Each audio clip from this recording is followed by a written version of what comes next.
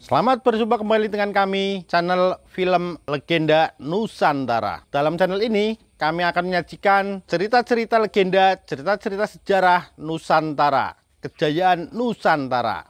Semoga kita semua akan menyadari bahwa negara kita, Nusantara, adalah negara yang sangat luar biasa. Salam NKRI. Kemelut Blambangan bagian 146.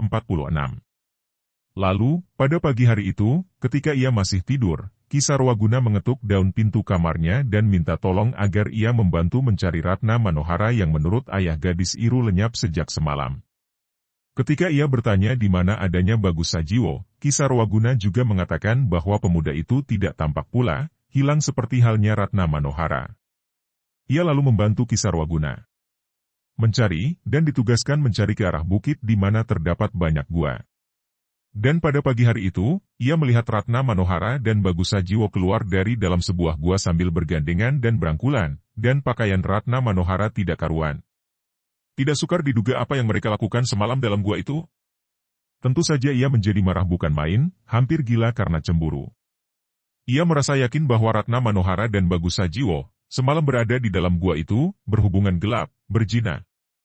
Maka diserangnya Ratna Manohara, akan tetapi serangannya gagal oleh Bagus Sajiwo.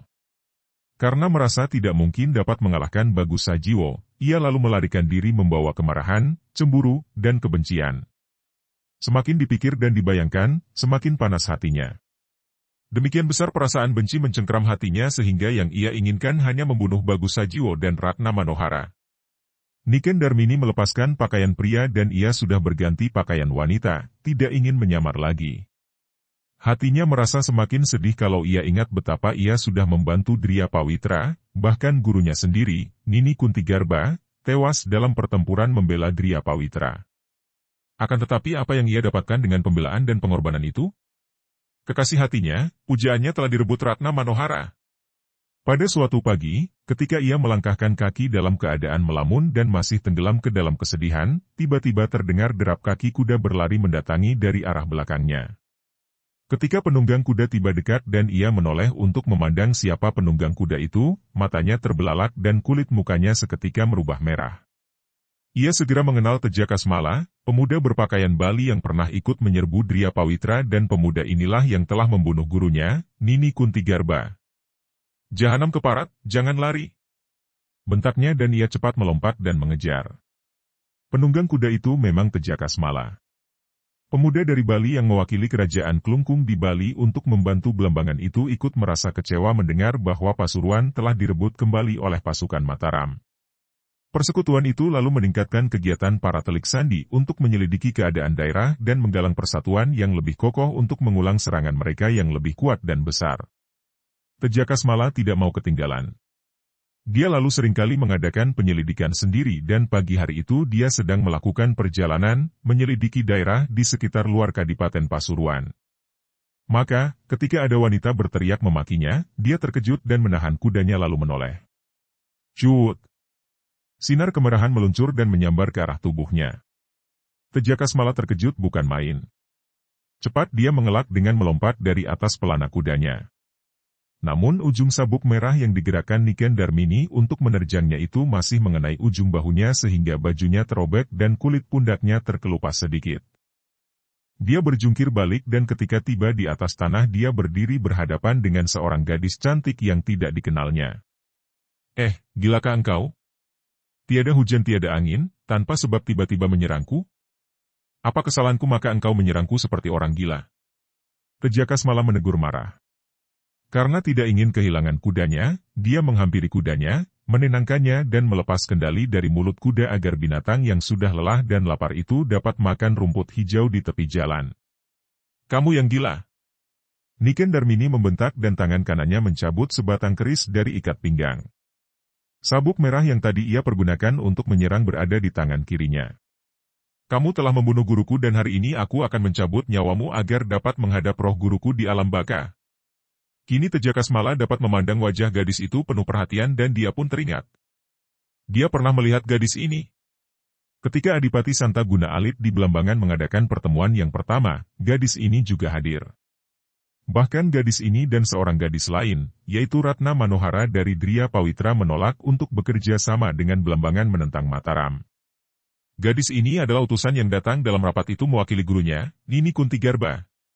Dan belum terlalu lama ini, sebelum pasukan Belambangan menyerbu Pasuruan, dia bersama rombongan dari Belambangan menyerang Dria Pawitra dan dalam perkelahian itu dia telah terluka oleh Nini Kuntigarba, akan tetapi nenek itu pun roboh tewas.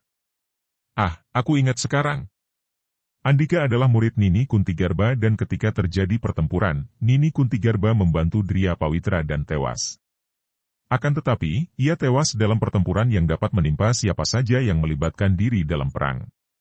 Aku sendiri pun terluka olehnya. Gurumu tak mempunyai permusuhan pribadi dengan aku, kita berempur karena membela pihak masing-masing. Aku tidak membunuhnya. Perang yang menyebabkan ia tewas. Di antara kita tidak ada permusuhan apa-apa. Tak perlu banyak cakap lagi. Bersiaplah untuk mati di tanganku. Bentak Niken Darmini. Nanti dulu, aku Tejakasmala dari Balidwipa tidak ingin bermusuhan dengan seorang wanita. Kita pernah bertanding di perguruan Dria Pawitra. Sudah lama kita menjadi musuh. Ah, aku tidak ingat lagi. Seingatku yang bertanding denganku adalah seorang pemuda yang kemudian dibantu Nini Kuntigarba. Andikalah pemuda itu? Tidak keliru. Akulah Niken Darmini yang dulu menyamar sebagai Joko Darmono. Ia lalu menggerakkan sabuk merahnya yang meledak di udara seperti sebuah cambuk. Nanti dulu, Niken Darmini. Kalau engkau sekarang ini bertindak sebagai seorang pembela Mataram, maka engkau adalah musuhku. Akan tetapi kalau engkau tidak membela Mataram, aku tidak ingin bermusuhan denganmu. Niken Darmini membentak. Tutup mulutmu dan sambut seranganku ini. Ia lalu menerjang dengan sambaran sabuk merahnya dari atas. Ujung sabuk itu menyambar seperti kilat ke arah kepala Tejakasmala, disusul keris yang meluncur ke arah dada pemuda itu. Dahsyat bukan main serangan ini, serangan kilat yang kalau mengenai sasaran pasti mendatangkan maut. Akan tetapi kini Tejakasmala telah siap. Pemuda ini adalah murid utama Bagawan Eka Brata, pendeta pertapa di Gunung Agung Bali yang amat sakti mandraguna. Maka tingkat kepandaian Tejakasmala ini sudah tinggi sekali.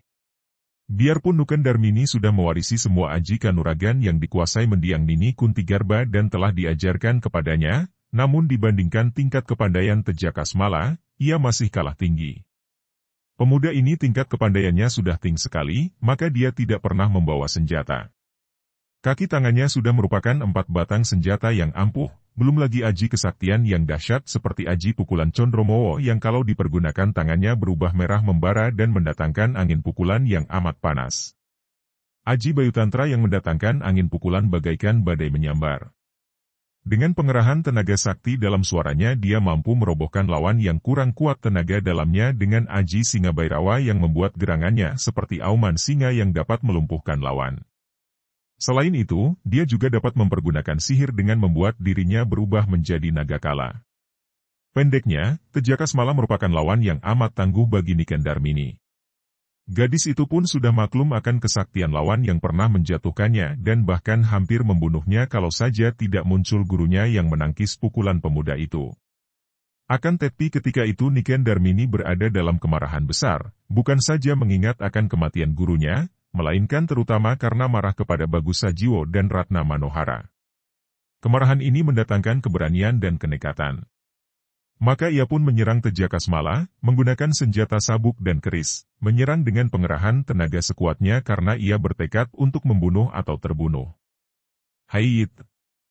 Niken Darmini menyerang lagi ketika tadi serangannya yang beruntun dapat dielakkan oleh Tejakasmala. Sabuknya menyambar dan dengan penyaluran tenaga sakti, sabuk dari kain sutera lemas itu berubah menjadi kaku seperti sebatang tongkat dan menusuk ke arah mata lawan. Tejakasmala menghindarkan diri dengan menggeser kaki ke kiri. Akan tetapi Niken membentak dan tiba-tiba sabuknya menjadi lemas kembali dan kini menyambar ke arah leher pemuda itu. Kalau terkena tentu sabuk itu akan menjerat leher dan mencekik. Namun Tejakasmala cepat melompat ke belakang sehingga sambaran sabuk itu luput. Niken melompat ke depan, kerisnya menusuk lambung.